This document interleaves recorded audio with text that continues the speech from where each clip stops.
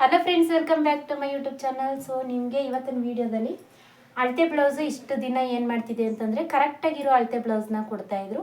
So ಅದೇ ಅಳತೆ ಬ್ಲೌಸಲ್ಲಿ ನಾನು ನಿಮಗೆ ತೋರಿಸ್ಕೊಡ್ತಾ ಇದ್ದೆ. ಅಕಸ್ಮಾತ್ ಏನಾದರೂ ನಿಮಗೆ ಬ್ಲೌಸಲ್ಲಿ ಹೆಚ್ಚು ಕಡಿಮೆ ಇತ್ತು, ಆ ಬ್ಲೌಸು ಶೋಲ್ಡರ್ ಡ್ರಾಪ್ ಆಗ್ತಾ ಇದೆ ಮತ್ತು ರಿಂಕಲ್ಸ್ ಕೂಡ ಬರ್ತಾ ಇದೆ, ಆ ರೀತಿ ಅಳತೆ ಬ್ಲೌಸ್ನ ಕೊಟ್ಟರೆ ಹೇಗೆ ಕರೆಕ್ಟ್ ಮಾಡಿ ಸರಿ ಮಾಡೋದು ಅಂತ ಅಂದ್ಬಿಟ್ಟು ನಾನು ಇವತ್ತಿನ ವೀಡಿಯೋದಲ್ಲಿ ತೋರಿಸ್ಕೊಡ್ತೀನಿ. ಸೊ ವಿಡಿಯೋ ಕೂಡ ತುಂಬಾ ಇಂಟ್ರೆಸ್ಟಿಂಗ್ ಆಗಿರುತ್ತೆ, ಹಾಗೆಯೇ ತುಂಬಾ ಪಾಯಿಂಟ್ಸ್ಗಳನ್ನ ನಿಮಗೆ ಹೇಳ್ಕೊಡ್ತೀನಿ. ಹಾಗೆ ನೆಕ್ ವಿಡ್ತ್ನ ಹೇಗೆ ಯಾವ ಅಂದಾಜಿನ ಮೇಲೆ ನೆಕ್ ವಿಡ್ತ್ನ ಇಟ್ಕೋಬೇಕು ಅದನ್ನು ಕೂಡ ನಾನು ನಿಮಗೆ ಹೇಳ್ಕೊಡ್ತೀನಿ. ಬನ್ನಿ ವಿಡಿಯೋನ ಸ್ಟಾರ್ಟ್ ಮಾಡೋಣ. ಸ್ಟಾರ್ಟ್ ಮಾಡೋಕ್ಕಿಂತ ಮುಂಚೆ ಫಸ್ಟ್ ಟೈಮ್ ನನ್ನ ಚಾನಲ್ ನೋಡ್ತಾ ಇದ್ದೀರಾ ಅಂತಂದರೆ ಚಾನಲ್ಗೆ ಸಬ್ಸ್ಕ್ರೈಬ್ ಮಾಡ್ಕೊಳ್ಳಿ. ಫಸ್ಟ್ ಈ ರೀತಿ ಲೈನಿಂಗ್ನ ಫೋಲ್ಡ್ ಮಾಡಿ ಇಟ್ಕೊಂಡಿದ್ದೀನಿ. ಇದು ಬಂದು ಯಾವ ಅಳತೆಗೆ ನಾವು ಇಟ್ಕೋಬೇಕು ಅಂತಂದರೆ ಎದೆ ಸುತ್ತಳತೆ ಎಷ್ಟಿರುತ್ತೆ ಅಲ್ವಾ, ಅದರಲ್ಲಿ ನಾವು 3 ಇಂಚು ಎಕ್ಸ್ಟ್ರಾ ತಗೋಬೇಕು.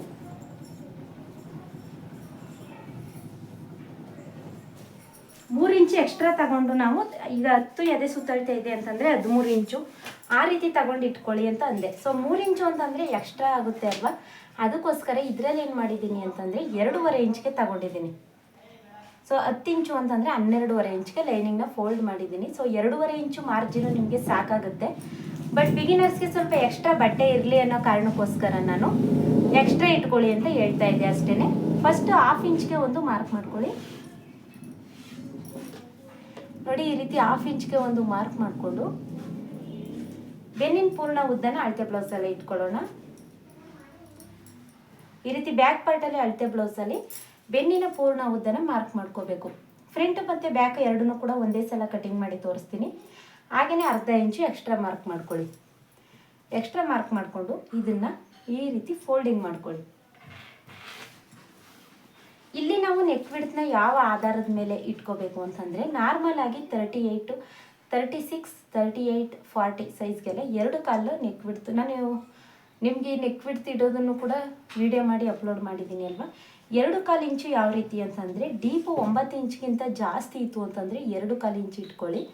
ನಿಮಗೆ 10 ಇಂಚು, 11 ಇಂಚು, 12 ಇಂಚು ಆ ರೀತಿ ಇತ್ತು ಅಂತಂದರೆ 2 ಇಂಚು ಇಟ್ಕೊಳ್ಳಿ. 9 ಇಂಚಿಗಿಂತ ಒಳಗಡೆ 8 ಇಂಚು, 7 ಇಂಚು ಆ ರೀತಿ ಇತ್ತು ಅಂತಂದರೆ ನೀವು ನೆಕ್ ವಿಡ್ತ್ನ 2.5 ಇಂಚ್ ಇಟ್ಕೊಳ್ಳಿ. ಸೊ ಇಷ್ಟೇ, ಇದರಲ್ಲಿ ಯಾವುದೇ ರೀತಿ ಡೌಟ್ಸ್ ಬೇಡ. ಇನ್ನೂ ಕೆಲವೊಬ್ಬರಿಗೆ ಸ್ವಲ್ಪ ಬ್ರಾಡಾಗಿ ಬೇಕು, ಭುಜ ಚಿಕ್ಕದು ಬೇಕು ಅನ್ನೋರಿಗೆ 3 ಇಂಚ್ ಇಟ್ಕೊಳ್ಳಿ ಅಷ್ಟೇ. ಸೊ ಭುಜ ಬಂದು 3.25 ಇಂಚ್ಗೆ ಇಡ್ತಾ ಇದ್ದೀನಿ. ಅಳತೆ ಬ್ಲೌಸಲ್ಲೂ ಕೂಡ ತೋರಿಸ್ತೀನಿ ನೋಡಿ.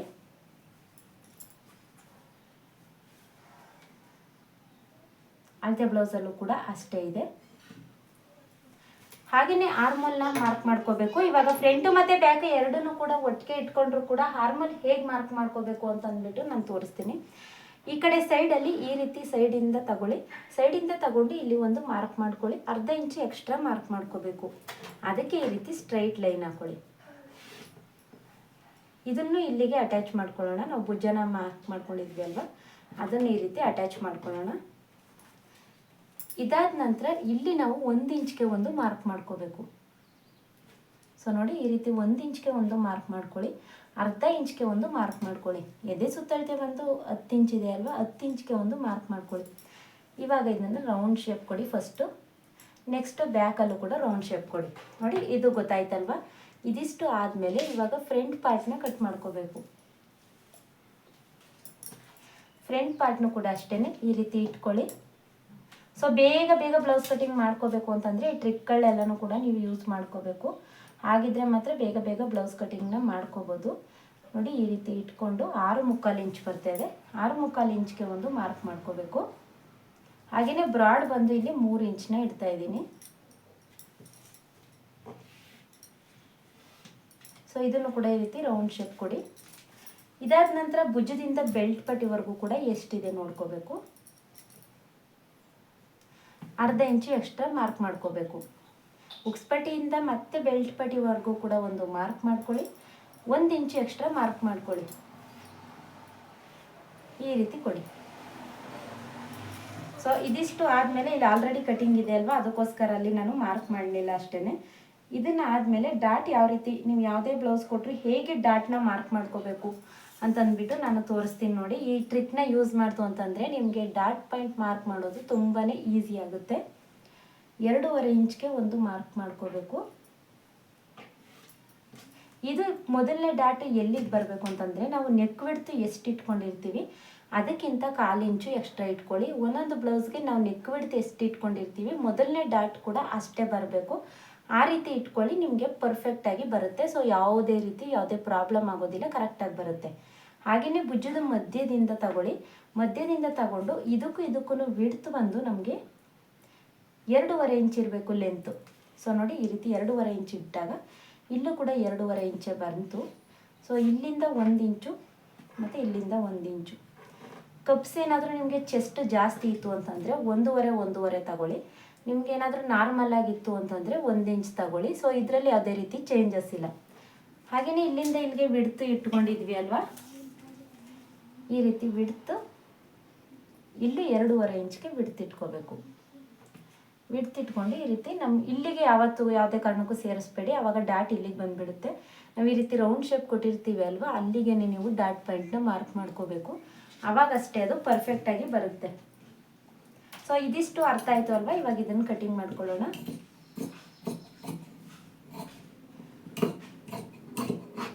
ನೋಡಿ ಇದನ್ನು ಕಟ್ ಮಾಡ್ಕೊಂಡಾದ್ಮೇಲೆ 2 ಪೀಸ್ನ ಇಟ್ಕೊಂಡು ಬ್ಯಾಕ್ ಪಾರ್ಟ್ನ ಕಟ್ ಮಾಡ್ಕೋಬೇಕು ಮೊದಲು. ಸೊ ಇದು ಬಂದು ಉಕ್ಸ್ಪಟ್ಟಿ ಮತ್ತು ಕಾಜಾಪಟ್ಟಿಗೆ, ನಮಗೆ ಎಕ್ಸ್ಟ್ರಾ ಇರೋವಂಥ ಬಟ್ಟೆ ಬಂದು ಉಕ್ಸ್ಪಟ್ಟಿ ಮತ್ತು ಕಾಜಾಪಟ್ಟಿಗೆ. ಇದಾದ ನಂತರ ಭುಜಾನು ಕೂಡ ಕಟ್ ಮಾಡ್ಕೊಂಡು ಬಿಡೋಣ. ಮತ್ತು ಇಲ್ಲೂ ಕೂಡ ಈ ರೀತಿ ಒಂದು ಕಟ್ ಕೊಟ್ಟು ಒಂದು ಸ್ವಲ್ಪ ಈ ರೀತಿ ನಾಚ್ ಹಾಕೊಳ್ಳಿ. ನಾಚ್ ಹಾಕೊಂಡಾದ್ಮೇಲೆ ಈ ಒಂದು ಪಾರ್ಟ್ನ ಮಾತ್ರ ಮೇಲಕ್ಕೆ ಎತ್ಕೊಂಡು ಇದನ್ನು ಕಟ್ ಮಾಡ್ಕೊಳ್ಳಿ. ಸೊ ಇದು ಬೇಗ ಬ್ಲೌಸ್ ಕಟ್ಟಿಂಗ್ ಅನ್ನೋದು ಆಗುತ್ತೆ ಈ ಮೆಥಡ್ನ ಯೂಸ್ ಮಾಡ್ಕೊಂಡು ನೀವು ಕಟ್ ಮಾಡ್ಕೊಳ್ಳೋದ್ರಿಂದ. ಮತ್ತು ಇದನ್ನು ಓಪನ್ ಮಾಡ್ಕೋಬೇಕು.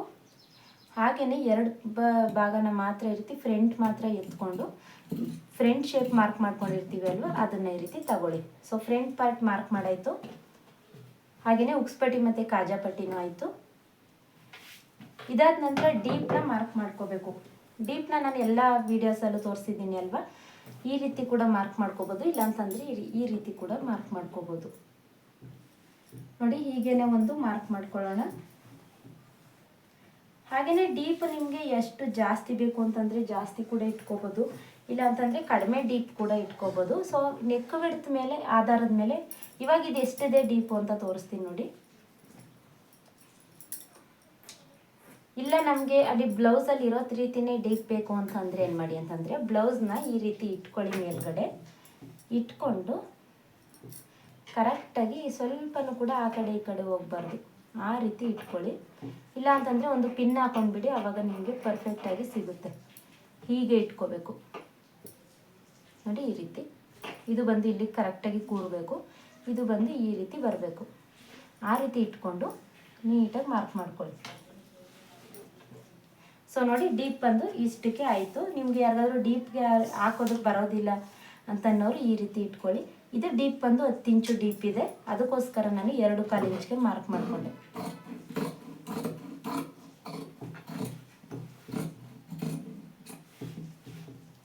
ಸೊ ನೋಡಿ ಈ ರೀತಿ ಇವಾಗ ಬ್ಯಾಕ್ ಪಾರ್ಟ್ ಕೂಡ ಕಟಿಂಗ್ ಮಾಡಾಯಿತು. ನಾನು ಆಲ್ಮೋಸ್ಟ್ ಅಲ್ಲಿ ಎಲ್ಲ ವೀಡಿಯೋಸಲ್ಲಿ ಹೇಳಿದ್ದೀನಿ ಅಲ್ವಾ, ಸೈಡ್ ಫಿಟ್ಟಿಂಗ್ನ ಲಾಸ್ಟಲ್ಲಿ ಮಾರ್ಕ್ ಮಾಡ್ತೀನಿ. ಅದಕ್ಕೋಸ್ಕರ ನಾನು ನಿಮಗೆ ಸೈಡ್ ಫಿಟ್ಟಿಂಗ್ನ ಮಾರ್ಕ್ ಮಾಡಿ ತೋರಿಸ್ತಾ ಇಲ್ಲ. ಯಾವಾಗಲೂ ಕೂಡ ಅಷ್ಟೇ, ಸೈಡ್ ಫಿಟ್ಟಿಂಗ್ ನೀವು ಬಿಗಿನರ್ಸ್ ಆಗಿದ್ದೀರಾ ಅಂತಂದರೆ ಲಾಸ್ಟಲ್ಲೇ ಮಾರ್ಕ್ ಮಾಡ್ಕೊಳ್ಳಿ. ಆವಾಗ ಏನಾಗುತ್ತೆ, ಬ್ಲೌಸ್ ಅನ್ನೋದು ನೀಟಾಗಿ ಬರುತ್ತೆ. ಈ ರೀತಿ 4 ಫೋಲ್ಡ್ ಮಾಡ್ಕೊಂಡಾದ್ಮೇಲೆ ಫಸ್ಟು ಒಂದು ಸಮ್ನಾಗಿ ಕಟ್ ಮಾಡ್ಕೋಬೇಕು. ಕಟ್ ಮಾಡ್ಕೊಂಡಾದ್ಮೇಲೆ 1/2 ಇಂಚ್ಗೆ ಒಂದು ಮಾರ್ಕ್ ಮಾಡ್ಕೋಬೇಕು. ಮಾರ್ಕ್ ಮಾಡಿಕೊಂಡು ಸ್ಲೀವ್ಸ್ನ ಇದ್ರ ಮೇಲ್ಗಡೆ ಇಟ್ಟು, ಸೊ ಆಲ್ಮೋಸ್ಟ್ ಆಲ್ ನಾನು ಬ್ಲೌಸ್ ಕಟಿಂಗ್ ನೋಡಿದ್ರೆ ನಿಮಗೆ ಗೊತ್ತಾಗುತ್ತೆ. ನಾನು ಸ್ಲೀವ್ಸ್ ಕಟಿಂಗ್ ಹೀಗೇ ಮಾಡೋದು. ನೀವು ಕೂಡ ಹೀಗೇ ಕಲ್ತ್ಕೊಳ್ಳಿ, ಬೇಗ ಬ್ಲೌಸ್ ಕಟಿಂಗ್ ಮಾಡ್ಬೋದು. ಒಬ್ಬೊಬ್ರಿಗೆ ಬ್ಲೌಸ್ ಕಟಿಂಗ್ ಮಾಡೋದೇ ಒಂದು ತಲೆನೋವು ಅಂತ ಇರುತ್ತೆ, ಅರ್ಧ ಗಂಟೆ 3/4 ಗಂಟೆ ಆಗುತ್ತೆ. ಆ ರೀತಿ ಬ್ಲೌಸ್ ಕಟ್ ಮಾಡಿದ್ರೆ ಸ್ಟಿಚ್ ಮಾಡೋದಕ್ಕೆ ಟೈಮ್ ಎಲ್ಲಿರುತ್ತೆ ಅಲ್ವಾ. ಅದಕ್ಕೋಸ್ಕರ ತುಂಬಾ ಈಸಿ ಮೆಥಡ್ನಲ್ಲಿ ಕಲ್ತ್ಕೊಂಡ್ರೆ ನಮಗೂ ಕೂಡ ಟೈಮ್ ಕೂಡ ಸೇವ್ ಆಗುತ್ತೆ. ಸೊ ನೋಡಿ ಕಂಕ್ಳ ಹತ್ರ ಕೂಡ ಒಂದು ಮಾರ್ಕ್ ಮಾಡಿಕೊಂಡೆ. ಇದಾದ ನಂತರ ಬ್ಯಾಕ್ ಪಾರ್ಟಲ್ಲಿ ತಗೊಳ್ಳಿ, ಫ್ರಂಟಲ್ಲಿ ತಗೋಬೇಡಿ. ಈ ರೀತಿ ಸ್ಲೀವ್ಸ್ನ ಫೋಲ್ಡ್ ಮಾಡಿ, ಫೋಲ್ಡ್ ಮಾಡಿಕೊಂಡು, ಇಲ್ಲಾಂತಂದರೆ ಇಲ್ಲಿ ಸ್ವಲ್ಪ ಮೇಲ್ಗಡೆಗೆ ಫೋಲ್ಡ್ ಮಾಡಿ. ಈ ರೀತಿ ಫೋಲ್ಡ್ ಮಾಡಿಕೊಂಡು ಇಲ್ಲಿಗೆ ಒಂದು ಮಾರ್ಕ್ ಮಾಡ್ಕೊಳ್ಳಿ. ಮಾರ್ಕ್ ಮಾಡ್ಕೊಂಡಾದ್ಮೇಲೆ ಇಲ್ಲಿಂದ ಈ ರೀತಿ ಸ್ಲೀವ್ಸ್ದು ಶೇಪ್ ಕೊಡಿ. ಇವಾಗ ನೋಡಿ ಫ್ರಂಟ್ದು ಸ್ಲೀವ್ಸ್ದು ಕೂಡ ರೆಡಿ ಆಗೋಯ್ತು. ಹಾಗೆಯೇ ಫ್ರಂಟ್ ಶೇಪ್ ಬಂದು ನಾನು ಸ್ಟಿಚಿಂಗ್ ಮಾಡುವಾಗಲೇ ಫ್ರಂಟ್ ಶೇಪ್ ತೆಗಿತೀನಿ. ಇಲ್ಲಿ ನಿಮಗೆ ಹಾಗೆ ತೋರಿಸ್ತೀನಿ ಹೇಗೆ ಫ್ರಂಟ್ ಶೇಪ್ ತೆಗಿಯೋದು ಅಂತಂದ್ಬಿಟ್ಟು. ಸೊ ಇದನ್ನು ಒಂದು ಇಂಚಷ್ಟು ಬಟ್ಟೆನ ಎರಡನ್ನು ಮಾತ್ರ ಈ ರೀತಿ ಎತ್ಕೊಂಡು 1 ಇಂಚಷ್ಟು ಈ ರೀತಿ ಹಿಂದೆ ಎಳ್ಕೋಬೇಕು. ಹಿಂದೆ ಎಳ್ಕೊಂಡಾಗ ಏನಾಗುತ್ತೆ, ಇಲ್ಲಿ ನಿಮಗೆ ಸ್ಲೀವ್ಸ್ದು ಶೇಪ್ ಅನ್ನೋದು ರೆಡಿ ಆಗುತ್ತೆ. ಅದಕ್ಕೆ ಮಾರ್ಕ್ ಮಾಡಿಕೊಂಡು ನೀವು ಕಟ್ ಮಾಡಿಕೊಂಡ್ರೆ ನಿಮಗೆ ಸ್ಲೀವ್ಸ್ದು ಶೇಪ್ ಅನ್ನೋದು ರೆಡಿ ಆಗುತ್ತೆ. ಬಿಗಿನರ್ಸ್ಗೆ ಏನಾಗುತ್ತೆ ಅಂತಂದರೆ ಎರಡೂ ಸ್ಲೀವ್ಸ್ ಕೂಡ ಆಪೋಸಿಟ್ ನಾವು ಜಾಯಿಂಟ್ ಮಾಡುವಾಗ ಏನಾಗುತ್ತೆ, ಅದು ಕರೆಕ್ಟಾಗಿ ಕೂರೋದಿಲ್ಲ. ಅದಕ್ಕೋಸ್ಕರ ಫಸ್ಟೇ ಈ ರೀತಿ ಕಟ್ ಮಾಡ್ಕೊಳ್ಬೇಡಿ. ಅದಾದ ನಂತರ ನೀವು ಕಟ್ ಮಾಡ್ಕೊಳ್ಳಿ. ಉಲ್ಟಾ ಆಯಿತು ಅಂತಂದರೆ ಮತ್ತೆ ಬಿಚ್ಚಿ ಮತ್ತೆ ಹಾಕೋದು ಟೈಮ್ ವೇಸ್ಟ್ ಆಗುತ್ತೆ. ಅದಕ್ಕೋಸ್ಕರ ಈ ಉಳ್ಕೊಂಡಿರೋಂಥ ಪೀಸಲ್ಲಿ ಇವಾಗ ಬೆಲ್ಟ್ ಪಟ್ಟಿ ಕಟ್ ಮಾಡ್ಕೊಳ್ಳೋಣ. ಸೊ ಇದು ಬಂದು ನಾನು 40 ಸೈಜ್ಗೆ 75 ಸೆಂಟಿಮೀಟ್ರ್ ಲೈನಿಂಗಲ್ಲೇ ಕಟ್ ಮಾಡ್ತಾ ಇದ್ದೀನಿ. 1 ಮೀಟರ್ ಲೈನಿಂಗ್ ಬೇಕು, 75 80ರಲ್ಲೆಲ್ಲ ಕಟ್ ಮಾಡೋದಕ್ಕೆ ಆಗೋದಿಲ್ಲ ಅಂತೀರಲ್ವ. ಸೊ ನೋಡಿ ನಾನು 75 ಸೆಂಟಿಮೀಟ್ರ್ ಲೈನಿಂಗಲ್ಲೇ. ಸೊ ಇದು ಅಂತಂದರೆ ದೊಡ್ಡ ಪನ್ನ, ನಾವು ಕಾಟನ್ ಲೈನಿಂಗಲ್ಲೇ ದೊಡ್ಡ ಪನ್ನ, ಇದು ದೊಡ್ಡ ಪನ್ನ ತಗೊಳ್ಳಿ. ಚಿಕ್ಕ ಪನ್ನ ದೊಡ್ಡ ಪನ್ನ ಅಂತ 2 ಬರುತ್ತೆ. ಇದು ಬಂದು 3.5 ಇಂಚ್ಗೆ ಒಂದು ಮಾರ್ಕ್ ಮಾಡ್ಕೊಳ್ಳಿ, 3 ಇಂಚ್ಗೆ ಒಂದು ಮಾರ್ಕ್ ಮಾಡ್ಕೊಳ್ಳಿ, ಹಾಗೆ ಇಲ್ಲೂ ಕೂಡ 3 ಇಂಚ್ಗೆ ಒಂದು ಮಾರ್ಕ್ ಮಾಡ್ಕೊಳ್ಳಿ. ಇದಕ್ಕೆ ಈ ರೀತಿ ನೀಟಾಗಿ ಶೇಪ್ ಕೊಡಬೇಕು. ಅದನ್ನ ಇವಾಗ ಕಟಿಂಗ್ ಮಾಡ್ಕೊಳ್ಳೋಣ.